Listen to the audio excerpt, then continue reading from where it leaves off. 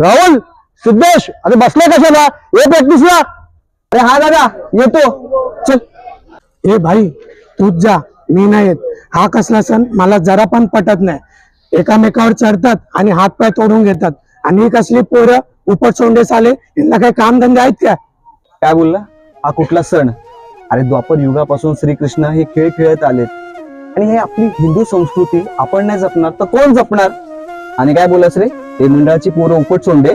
अरे 10-12 तास काम करून ही हंडीच्या प्रॅक्टिसला येतात. आणि लक्षात ठेव, ज्या वेळेला तू घरी नव्हता ना, तुझ्या वडिलांना हार्ट अटॅक आलेला, त्यावेळेला हीच पोरं होती त्यांना हॉस्पिटलला घेऊन गेलेली.